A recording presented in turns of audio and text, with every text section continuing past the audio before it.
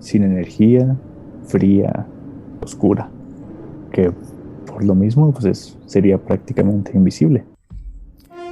Hola, hola y bienvenidos a la Biozona. Yo soy el Juamas, estoy aquí para traerles una nueva edición de la Biozona, tu espacio de biología.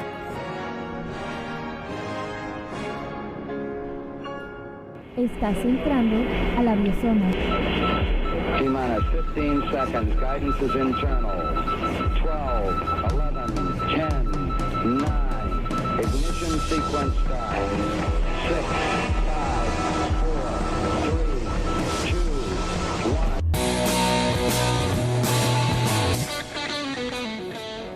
1. En esta ocasión tenemos un invitado especial, él es Jorge Neutrón. Hola. Hola, mucho gusto. Me da un honor estar aquí con ustedes y poder estar hablando contigo, Juamas. Sí, esta vez vamos a hablar de algo un poco diferente, tiene que ver con la ciencia y todo esto, pero es el espacio. Vamos a volver a este tema porque mientras la Tierra sigue evolucionando, el espacio sigue allá afuera. Y nos faltaron de explicar algunas cositas en relación a la evolución estelar y después vamos a hablar evolución del sistema solar y así, pero hemos traído a Jorge Neutrón para que nos hable de las estrellas de neutrones. Y de aquí viene tu nickname, ¿no? Jorge Neutrón. Cuéntanos de ti, ¿qué estudias y por qué Jorge Neutrón? Bueno, pues viene de que yo me dedico a estudiar estrellas de neutrones. Yo tengo una maestría por la Universidad de Alberta en astrofísica y específicamente trabajé en de qué están compuestas las estrellas de neutrones, que son objetos muy, muy extraños, pero muy interesantes a la vez. Sí, y a su vez es pues muy importante entender cómo funciona todo el espacio. Vamos a llegar ahí, pero me comentabas que, bueno, se sabía que las estrellas de neutrones pues están hechas de neutrones, por eso se llaman así, pero hay cosas más raras ahí. Y bueno, antes de empezar, me gustaría que nos comentaras cómo fue tu experiencia para llegar, por qué decidiste estudiar una maestría, por qué Canadá, cómo llegaste ahí, tuviste alguna beca. Sí, claro que sí. Pues mi interés por la astrofísica no se dio luego, porque yo al estar en la licenciatura en física y matemáticas, no sabía qué estudiar, no sabía a qué dedicarme, pero yo quería seguir la carrera de la ciencia. Quería ser científico y empecé a revisar varias cosas, revisar varias áreas de la física. Incluso me metí en una escuela de verano de astrofísica de la UNAM y ahí fue cuando me empezó a surgir un poco la idea y el interés por esto. Y claro, por las estrellas de neutrones, estos objetos bien extraños, pero muy interesantes. Y ahí fue cuando, buscando en internet sobre universidades, posgrados, me encontré que de hecho hay pocas personas que se dedican a estudiar estrellas de neutrones, pero como yo ya había estudiado inglés, entonces mi búsqueda se centró en países de habla inglesa. Canadá pues fue un país que me interesó porque dije, ahí puedo ver las auroras boreales, además de que tienen fama de que todos son muy, muy educados, muy buenas personas. Y me puse a buscar universidades y encontré unas 4 o 5 donde personas se dedicaban específicamente a esto, a esta rama de astrofísica, que es la astrofísica relativista. Y así es donde me decidí y encontré un buen lugar para estudiar, la verdad, en Canadá, en la Universidad de Alberta. El clima al principio es un poco rudo, pero te acostumbras. Sí, pero quería hablar del clima, pero antes de eso, ¿por qué estrellas de neutrones? Y no fue primero, o sea, tu interés fue primero la física relativista y después, bueno, hay pocos objetos en los que puedes estudiar esto, como agujeros negros y estrellas de neutrones, y te fuiste por estrellas de neutrones, o fue primero estrellas de neutrones, las viste y dijiste, quiero esto y ya.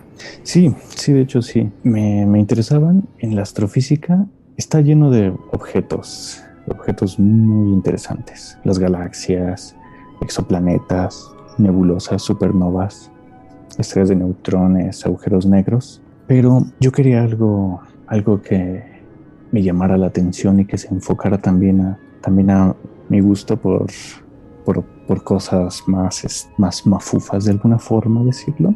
Y ahí es donde me empecé a ver cosas raras como los rayos gamma, los cuásares, estos objetos muy extraños como y ya comunes que todos, como los núcleos activos de galaxias, pero los que más llamaron mi atención fueron las estrellas de neutrones, ya que son objetos casi el último paso para llegar a un agujero negro y no se sabe de qué están hechos. Y me parecieron muy interesantes porque también metes más matemáticas como la relatividad general, efectos cuánticos.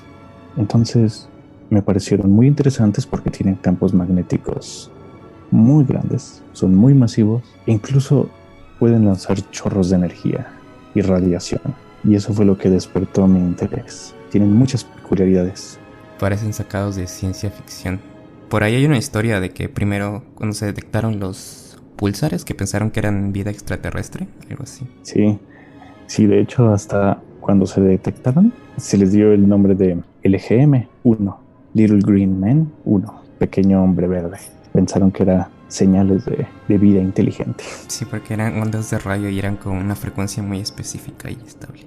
Bueno, y para entender todos estos objetos, se los puede ver a través de la evolución estelar, que es como, básicamente vas añadiendo masa y vas cambiando de estrellas, pero de la parte del clima que mencionabas antes de entrar en el tema en sí, ¿cómo fue tu primer año en Canadá? Porque, bueno, sí vemos que todo bonito y así, pero de las principales cosas que te detienen un poco para venir para acá es como, hace frío. Y frío en serio. De hecho, sí, yo me dije, pues, como es una ciudad que está al norte de Canadá, me voy a llevar aquí, voy a comprar una chamarra aquí en el centro comercial, aquí en México. Pero, sorpresa, cuando llegué allá, esas chamarras que son para el invierno de aquí de México, no sirven mucho allá. Cuando la temperatura empezaba a bajar a menos 20, menos 30 grados, definitivamente tenías que comprar una chamarra. Y notaba que hasta me lagrimeaban siempre los ojos, quién sabe por qué, con el frío. Cosas que ni me imaginaba. Pero ni mis guantes que tenía en México. Sí, lo de los ojos está gracioso porque, bueno, hay una canción de The Clash que, bueno, no dice eso, pero en español atrás se escuchan unas voces y parecen que dicen, me entra el frío por los ojos. Y cada que la escuchas en la calle digo, es verdad, te entra el frío por los ojos. Y a veces se secan y así. Sí. ¿Y cuál fue así? Bueno, llegaste en tipo un otoño y lo bueno eso es que fuiste como aclimatando tu cuerpo así para el invierno. Pero dices que tu primer año te tocó una temperatura de menos 40 absoluta, menos 40 y tantos. Y te tocaba ir así a la... Sí, tenía que ir a la escuela, ahí a trabajar. Y a medio camino yo estaba pensando, ¿por qué no me quedé en mi cama? Estaba todo tan calientito. Mi chamarra, que funciona para menos 30 grados centígrados, no sirve ahorita. Sentía que parecía que no tenía nada. Son como las leyes relativistas, ¿no? Vas como que a esas temperaturas extremas dejan de funcionar las leyes de la física como la conocemos. Sí, nada es lo que parece. Sí, pero el amor por la ciencia era más y ahí estabas. Sí, yo dije, no, ya tengo que llegar. Estoy a la mitad de camino. Uh-huh. E ibas a estudiar estrellas de neutrones. Bueno, como dicen los suecos, no hay mal clima sino mala ropa. Pero bueno, a menos 40 ya empiezan a tambalear esos cimientos de la ropa. Lo bueno es que no siempre está a menos 40. Es como febrero nada más y a veces no llega tanto, menos 30. Y es muy raro. Yo creo que nada más un par de días. Sí, con el calentamiento global ahora es como que menos. Porque la gente mayor que conozco aquí dice, esto no es nada de lo que era antes. Como si fuera agua.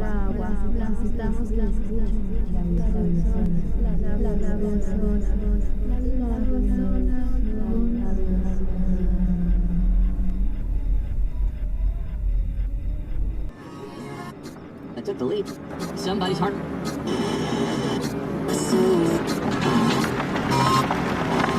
Está sintonizando a la biosona.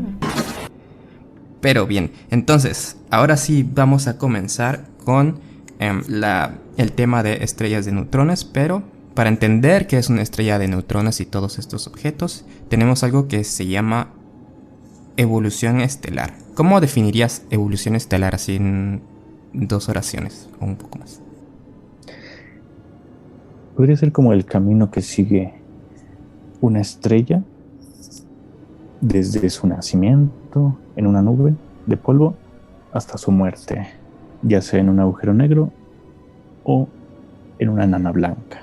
Uh-huh. Es como el cambio, y en ese sentido es diferente de evolución biológica, en el sentido de que en la evolución biológica tenemos descendencia, entonces no es el mismo objeto, sino que tienes una filogenia, pero comparten este sentido de cambio a través del tiempo. Entonces toda la transición desde cómo se forma una estrella básicamente es como su ciclo vital. Me gusta verla así, que la estrella nace, se desarrolla y después muere. Y también en los primeros episodios había dicho que en cierto sentido, entre comillas, se reproducen, porque si puede explotar en una supernova, si tiene la suficiente masa, de esa nube de polvo se pueden formar otras estrellas, ¿no? Exactamente. E incluso a veces se pueden formar más de una, que están orbitándose la una a la otra. Pero sí es muy chistoso. Parece que crecen desde su nacimiento, llegan a la adolescencia, su etapa más fuerte, y envejecen. Sí, porque además, bueno, en el caso del Sol, que fue primero como una gigante roja. No, bueno, era un poco más brillante, ¿no? Al inicio. Sí, la etapa de gigante roja, esa es la etapa que viene. Se formó en una nube de polvo y gas, que se fue acumulando, se fue calentando poco a poco por atracción gravitacional. Empezó la fusión y se empezó a fusionar elementos de átomos de hidrógeno que dieron helio, y así se encendió y empezó a brillar el Sol. Uh-huh. Después sí sigue la etapa de gigante roja, que es donde empieza a crecer, y se especula que va a crecer hasta llegar hasta la órbita de la Tierra, pero eso va a pasar en muchos años, y tal vez ya ni estemos para verlo. Sí, probablemente no. Tendremos suerte si pasamos al siguiente milenio. Pero si eso ocurre, la Tierra tiene 4.5 mil millones de años y más o menos estamos a la mitad. Pero creo que nos falta algo muy importante para hablar de evolución estelar. Ya definimos evolución estelar, pero ¿qué es una estrella?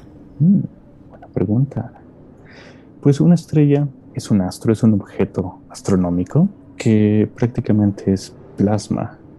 El plasma es otro estado de la materia, donde de hecho el fuego es plasma, porque si lo vemos comparado con otros elementos, con otros estados de la materia, líquido, gaseoso, sólido, el fuego no cae en ninguno.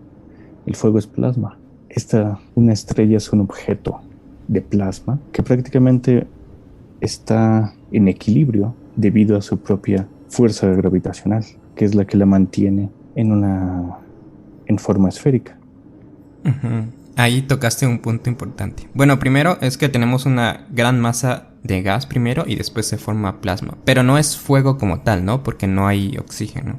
Es como algo raro. Sí, no es fuego, efectivamente. Porque todo este calor, esta luz que produce toda la radiación, se genera de reacciones nucleares, que es prácticamente, como mencioné, fusionar átomos de hidrógeno que nos den helio. Y esa fusión de átomos libera energía.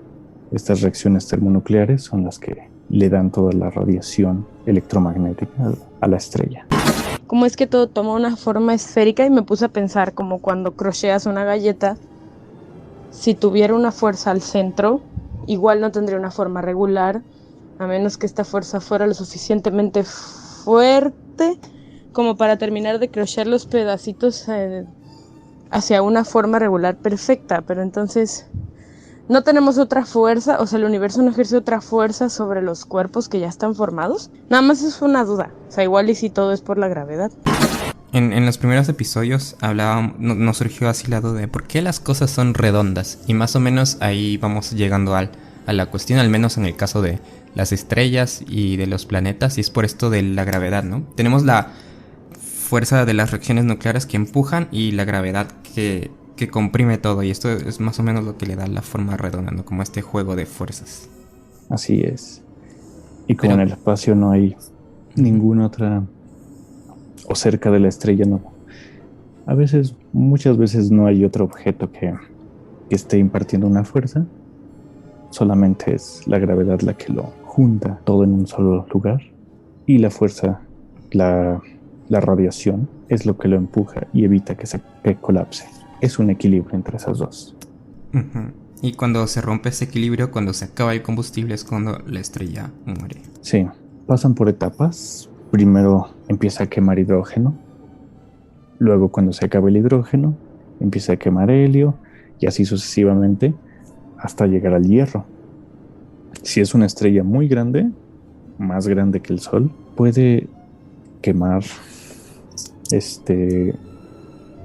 todos los elementos de la tabla periódica, pero cuando llega al hierro se detiene, porque esa reacción nuclear ya no libera energía.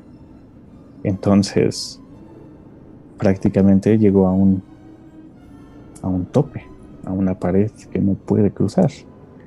Se acaba la energía de las reacciones termonucleares, y es ahí cuando la gravedad de todas las capas que rodean al núcleo de la estrella colapsan. Y al colapsar, rebotan con el núcleo, generando una explosión muy grande que libera mucha energía. Y al liberar mucha energía, es muy luminosa y puede incluso ser más luminosa que una galaxia completa. Y todas esas capas que fueron expulsadas en esa supernova, que esa es la explosión, se ven como una nebulosa, que es una nube de gas y polvo que rodea a lo que antes era el núcleo. Y si es una estrella lo suficientemente grande, por ejemplo unas 10 veces más masiva que el Sol, lo que queda en el centro es una estrella de neutrones.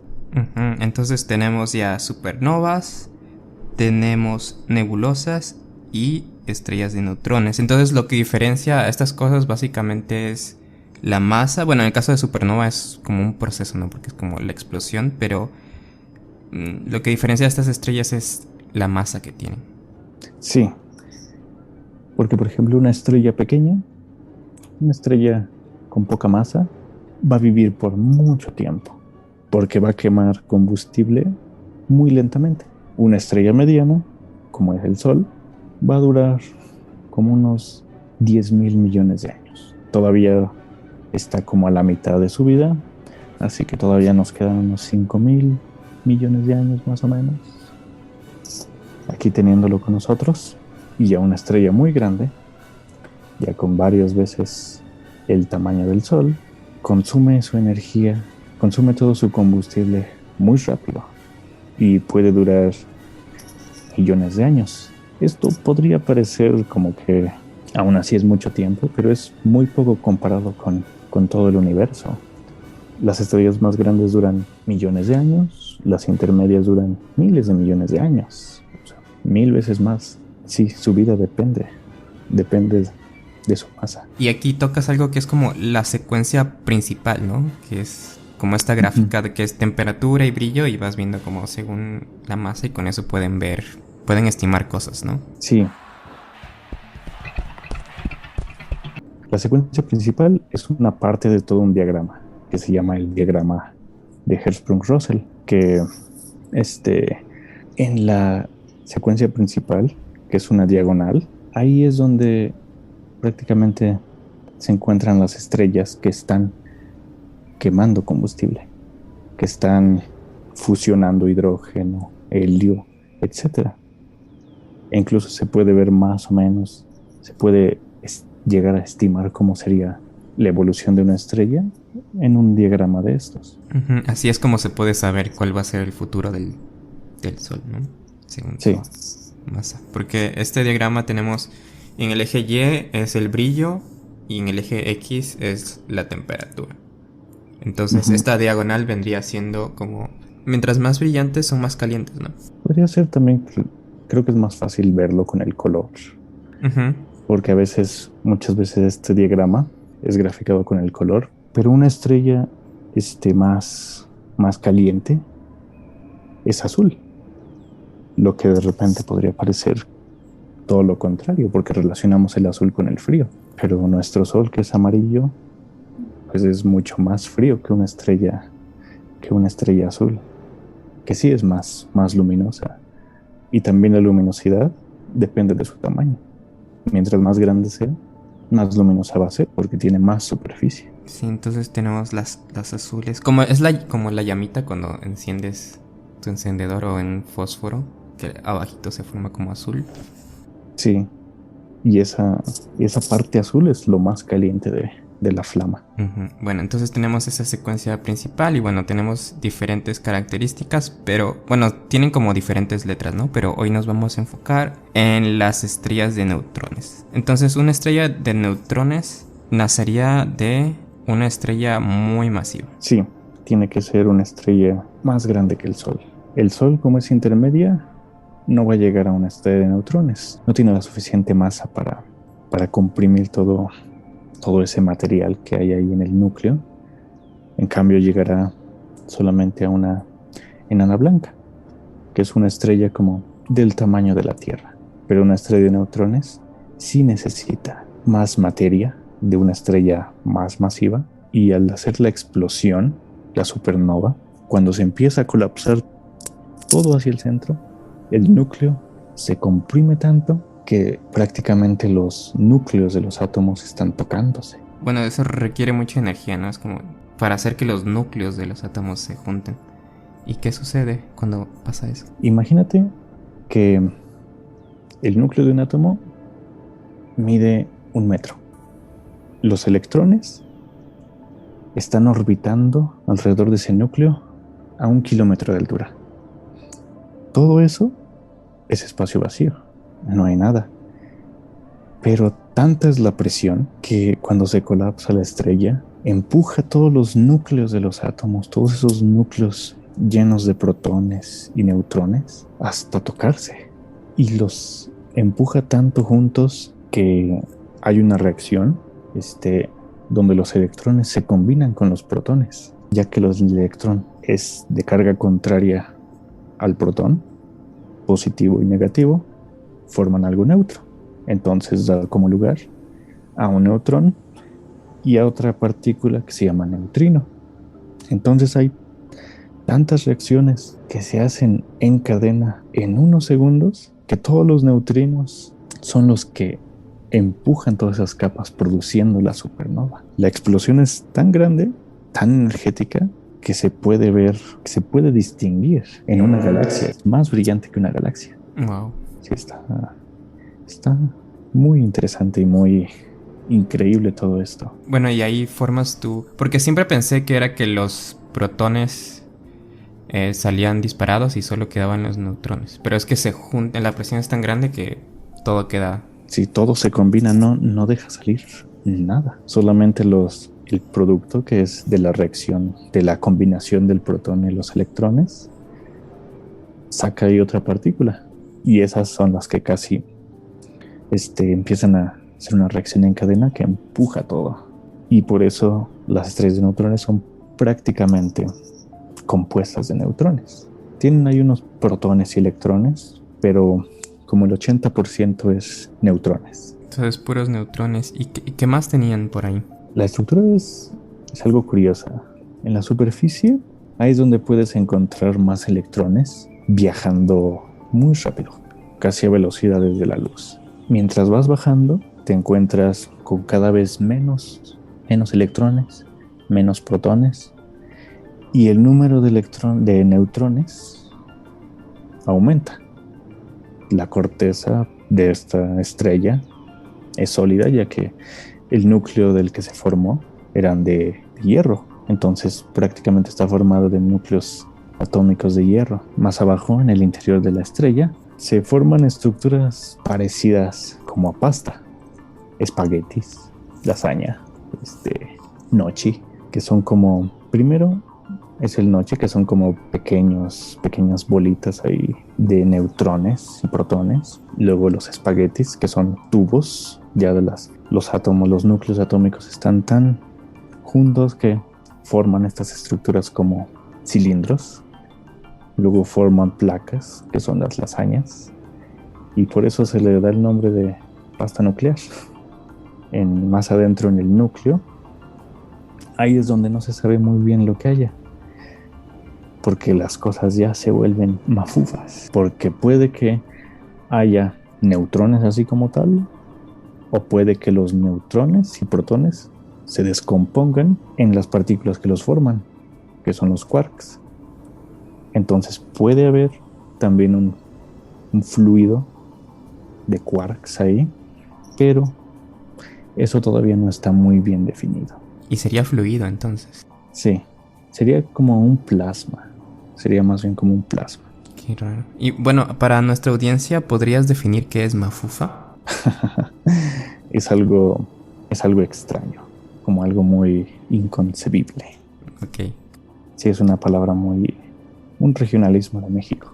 Y algo que me da curiosidad es cómo logran saber estas cosas, porque las estrellas de neutrones están pues, muy lejos. ¿Es pura relatividad o cómo logran saber que esta composición? Hay simulaciones donde se meten núcleos atómicos, protones y neutrones, se les meten también propiedades nucleares, efectos cuánticos, y después de meter un buen de cosas, relatividad general también, se deja que la computadora resuelva estas ecuaciones.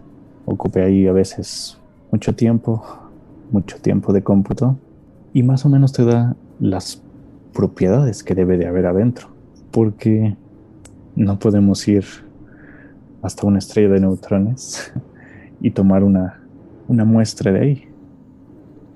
La gravedad es muy grande que pues, nos aplastaría. Entonces todo es simulaciones prácticamente. Uh-huh.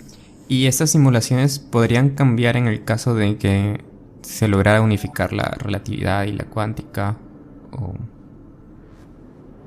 Posiblemente. Pero lo principal que necesitamos ahora es más mediciones de la masa y del radio de las estrellas de neutrones. Porque sabiendo esto, podemos encontrar una ecuación de estado. Una ecuación de estado es algo que relaciona la densidad, la temperatura y la presión. Uh-huh. Entonces, midiendo muchas masas y muchos radios de una estrella de neutrones, podemos hacer más o menos construir una curva que nos diga cómo se comporta, cómo va cambiando la densidad mientras vamos bajando al centro de una estrella de neutrones, cómo se comporta la presión, y ya con estos datos se puede ver de qué están hechas. Lo malo es que en las mediciones, para medir el radio, todavía nos falta precisión. Uh-huh. ¿Y cómo miden el radio y la masa? El radio se mide del flujo que se obtiene de la estrella de neutrones. Este flujo térmico es para saber el radio se tiene que saber ese flujo, la distancia a la que se encuentra y su temperatura. Uh-huh. La temperatura y su distancia, esas se pueden medir por otras técnicas, pero el flujo, ese es lo que da problemas todavía, porque los aparatos, los telescopios que hay, no son muy precisos aún. Entonces el flujo es el que da el problema en realidad para medir el radio. Uh-huh. Pero aún no me queda claro de qué es el flujo. Oye, ya. Pues el flujo es como la energía que emite la estrella. Ok. En pocas palabras. ¿Es que sería como el viento solar? Sí, se puede ver así. Es como lo que emite la estrella. Uh-huh. La energía que se emite. Entonces sí me imagino que debe ser muy complicado medir eso. Sí, nos falta mucha precisión. Por eso es tan importante que podamos medir las ondas gravitacionales, porque eso nos da todavía más datos de las masas de las estrellas que tuvieron lugar en una colisión de dos estrellas de neutrones, por ejemplo, o una estrella de neutrones y un agujero negro. Es como en un acelerador de partículas. Chocas dos partículas a gran velocidad, ves lo que sale y empiezas a analizar las propiedades. ¿Y con qué se observan las estrellas de neutrones? ¿Son con radiotelescopios? Sí, con radiotelescopios. Entonces estamos viendo las señales de radio de la estrella. Ajá.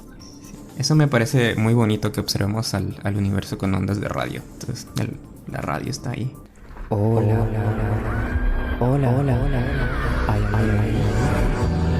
Ven. Entra a la biozona. Si quieres formar parte de la biozona, envía un correo a contacto@labiozona.com.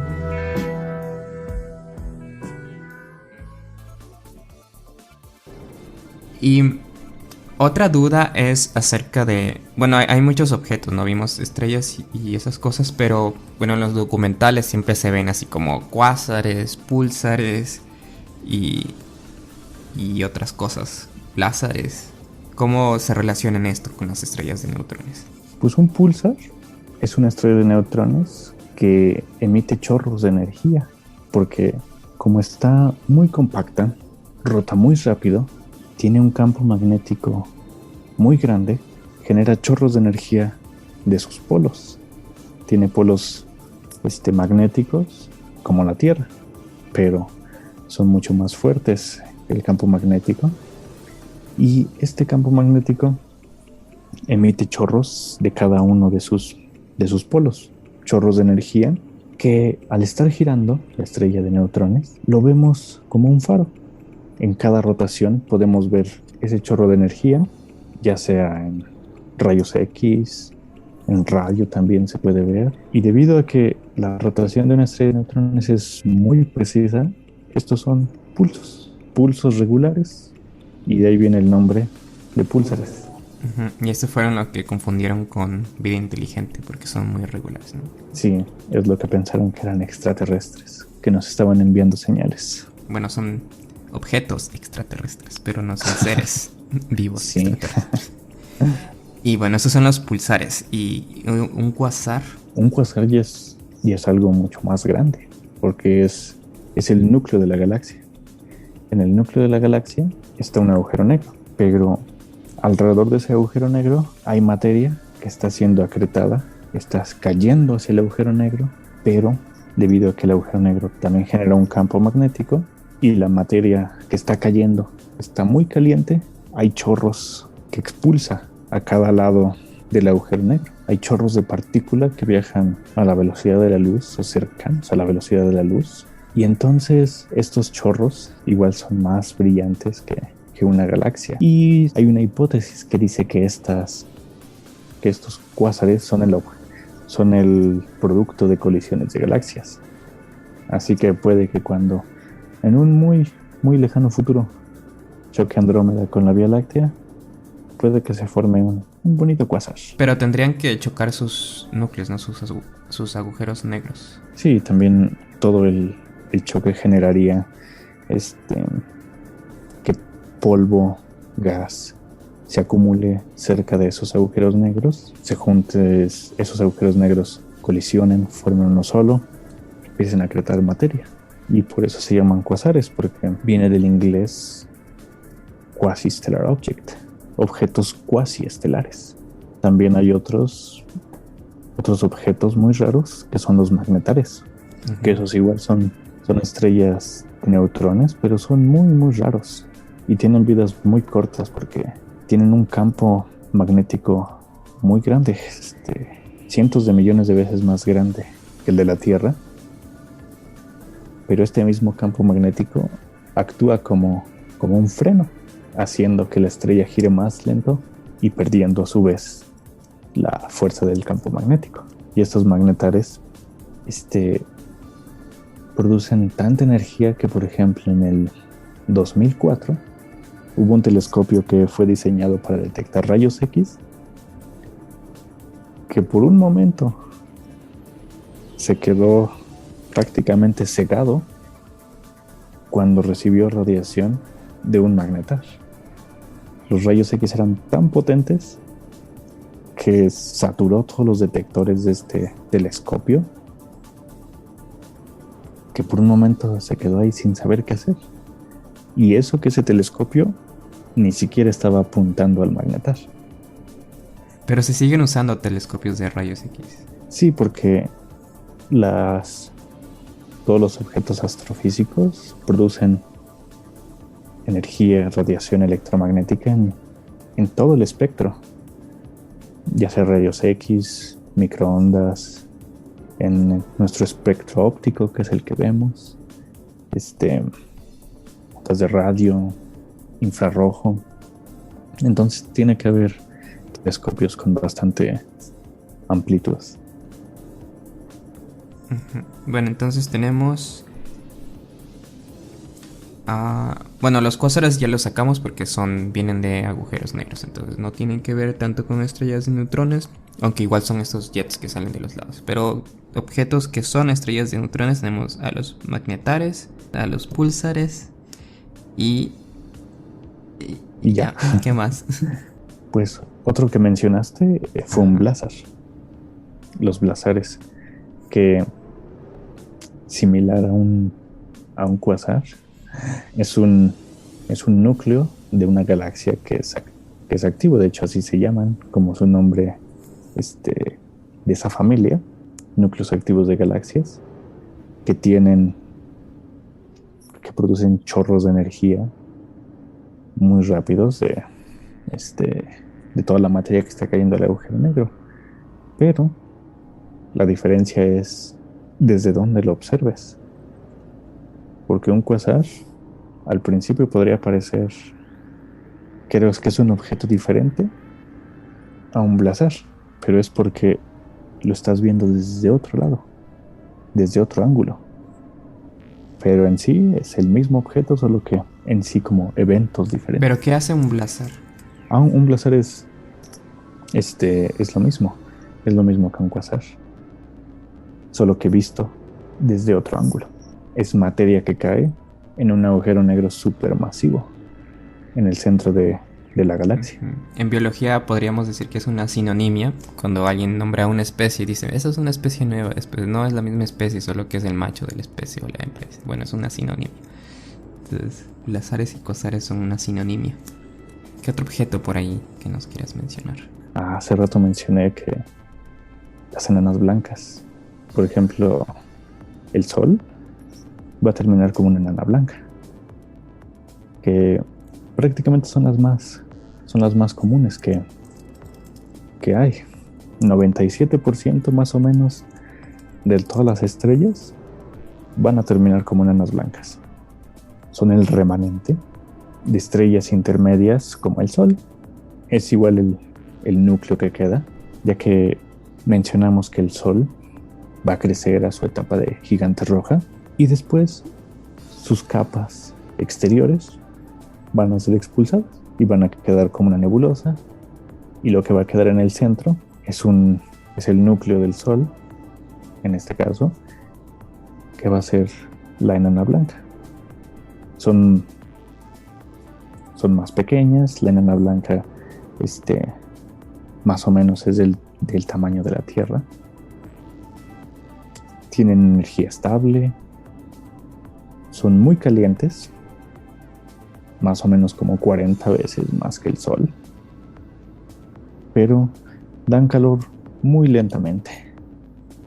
Entonces por eso estas van a durar mucho tiempo, porque van a perder energía muy lentamente y van a brillar hasta llegar a una enana negra, que es una estrella ya sin energía, fría, oscura, que por lo mismo pues sería prácticamente invisible.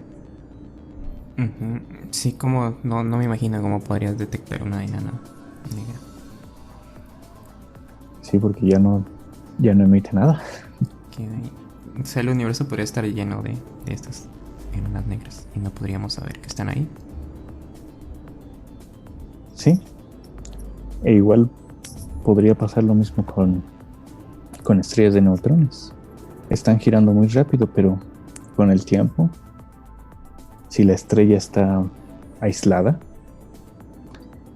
su rotación va disminuyendo con el tiempo porque va perdiendo energía. Entonces va a llegar a un punto en donde podría detenerse.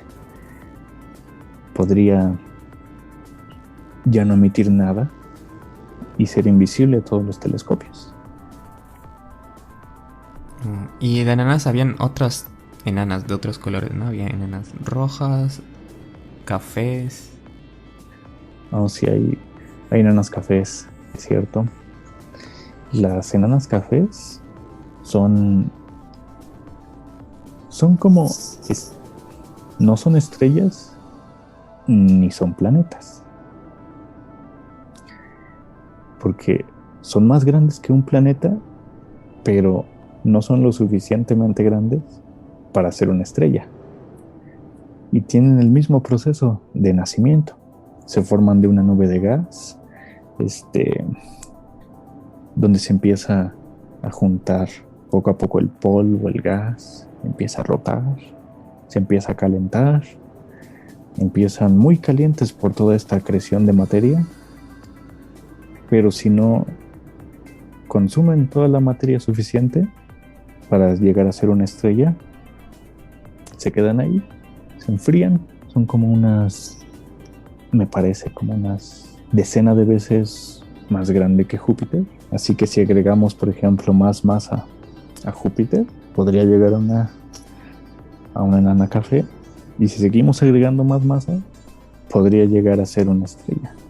Así que había habido que, por ejemplo, en el momento de formación, pues Júpiter no alcanzó a robar tanto material, pero ahí como que se quedó, como que empezó el proceso, pero no alcanzó a robar tanta masa. Pero sí le faltó bastante más masa, ¿no? Para llegar a ser. Sí. Si se hubiera podido comer un poco más. Sí. Pero aquí vemos el ejemplo de que la diferencia entre un planeta y una estrella es que pues el planeta tiene muy poquita masa, pero si tuviera muchísima masa, pues todo depende de la cantidad de masa. Sí, y así es como igual la vida de una estrella depende de su masa. Pero entonces una enana café nunca fue una estrella como tal. No, son como estrellas fallidas. Pobres, pero son interesantes en el sentido de que, bueno, leí esta nota en Science que, bueno, ya está bastante especulativo, pero la nota decía que en estas estrellas podría haber vida como la concibió Carl Sagan. Que si recuerdas, lo que decía Carl Sagan es que en Venus podía ver en las nubes de Venus esos seres que flotaban y que no sé qué, y que... Sí, los flotadores. Los que flotan y los que se hunden y que no sé qué. Por eso la gente estaba tan loca ahora que pensaron haber descubierto fosfina en Venus, que en realidad no era, pero... Lo mismo se dice para estas estrellas cafés, que como tienen una superficie y algo parecido a una atmósfera, que por ahí podría haber cierta cuestión de vida. Ya es muy especulativo, pero bueno, son esas hipótesis las que nos mantienen ahí como buscando. Sí, porque podría ser que llegue a un punto donde esté enfriando y que llegue a una temperatura más o menos habitable, pero tendría que ser vida diferente, porque también si tienen una temperatura lo suficientemente grande en su atmósfera, hay hierro también. Entonces incluso en las enanas cafés llueve hierro líquido. Y estas estrellas son muy difíciles de encontrar porque casi no emiten luz, casi no emiten alguna señal. Se han encontrado que emiten prácticamente nada más en el infrarrojo, que es como veía el depredador en la película Depredador. Sí, pero me parece muy loco un objeto así, casi como una estrella, pero que tiene atmósfera y vida. Sí, y por eso como que no se considera una estrella como tal, pero tampoco un planeta. Son objetos diferentes. Se consideran en otra categoría. Y bueno, hay muchos objetos que ver, pero se nos está acabando el tiempo. Entonces, bueno, luego te traemos para hablar más de relatividad y de más objetos y de cosas locas. ¿Hay algo más que quisieras agregar al final sobre estrellas de neutrones? ¿O estamos servidos? Pues, las estrellas de neutrones son unos objetos muy interesantes y tal vez a su vez incomprendidos. Hace falta gente que se dedique a estudiarlos, pero vamos en buen camino. Muy bien. Entonces, bueno, luego te traemos de vuelta. Esta fue nuestra entrevista con Jorge Neutrón. Nos vemos en la siguiente emisión de La Biosona. Gracias por sintonizarnos. Adiós. Adiós. Muchas gracias.